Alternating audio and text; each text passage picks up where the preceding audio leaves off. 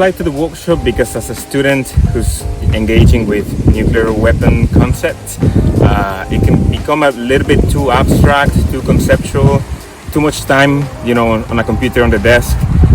And I know that there are activist traditions of walking, say, in Canada to Pugwash, or in Japan from Nagasaki to Hiroshima, and often you can brainstorm and feedstorm ideas about what is possible, what the past means to us.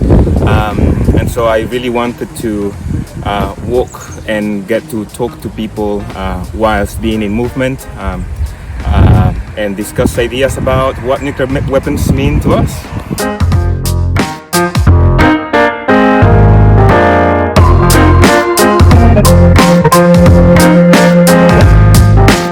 Jack, what, if any, role should nuclear weapons play then in national security strategies? Yeah, I mean that's the big question, right? Like that's the whole question of having these weapons is should they have a role? And if you ask me personally, and I would imagine that almost all of us, if not all of us, agree that like it'd be great if they didn't have any role at all. But I think we also all realize that that's not the world that we live in. It's certainly not reflective of today's state of play. And although I'm not necessarily sure that I would call myself a pessimist, I'm not sure I see that being the state of play for tomorrow or the next day either. I think when we talk about medium term, longer term, we have opportunities through programs like this, through the work that so many of my co-panelists are doing to change this down the road. But in the meantime, this is what we're stuck with. And how do we operate within that environment?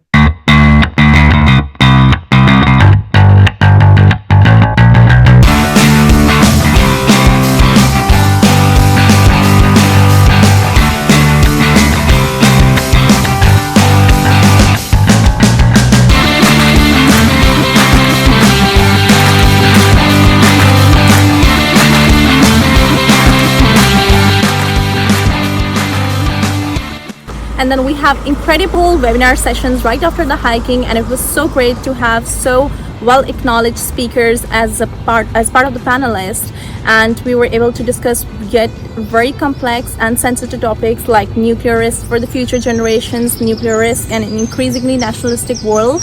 And these are the topics which are very sensitive, so it was a great opportunity for me personally to get to be able to ask them questions.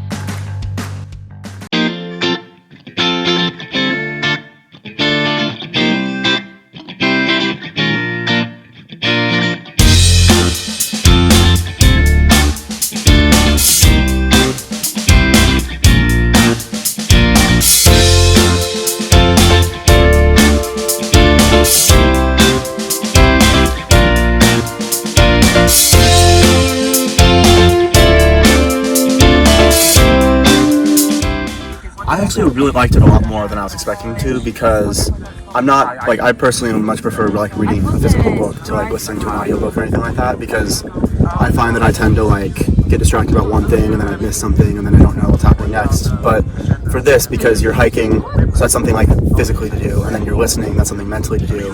I find that for me personally, those two things don't overlap, and so I found it very intellectually stimulating to be able to listen to a discussion about the future of Scotland's nuclear weapons while seeing a view like this in the background. So I thought it was a very positive and innovative way to learn.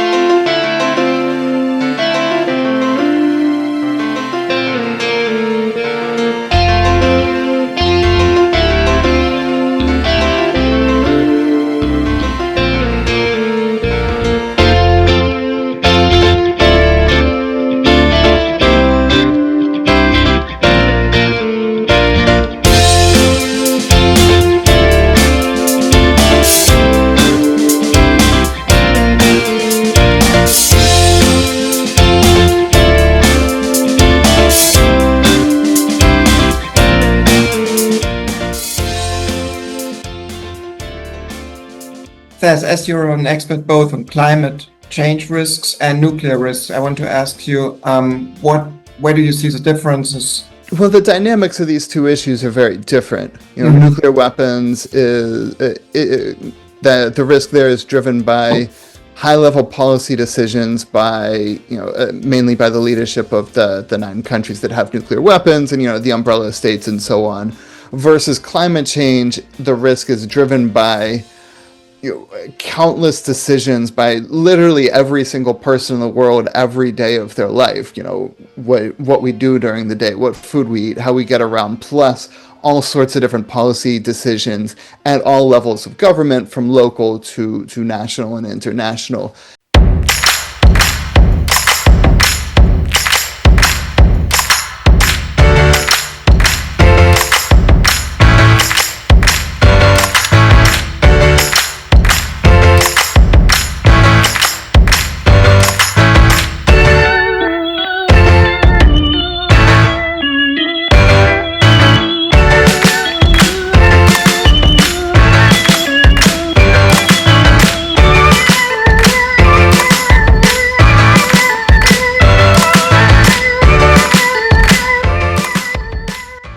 I think the learning stations were a great addition to the itinerary because we got to visit places that we had spoken about during our walks, and we listened to podcasts that featured some of the people that we interacted with, which was incredible.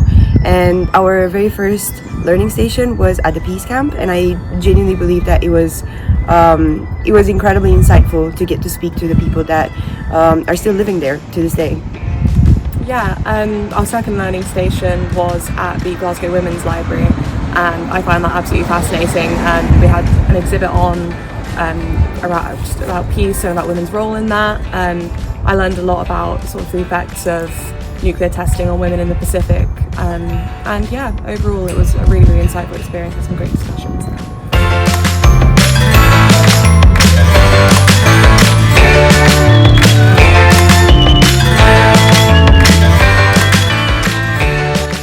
I'm sure people in the room and online are very familiar with the ways in which places like South Asia, the Middle East, East Asia get framed as sources of real nuclear danger.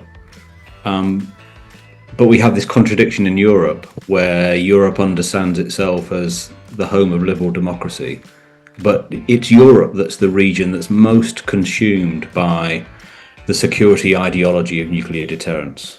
Far and away.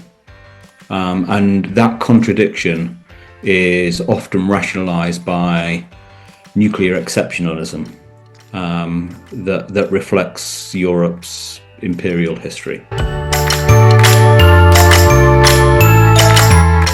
3 words to describe my experience of this workshop is memorable, very insightful, and informative.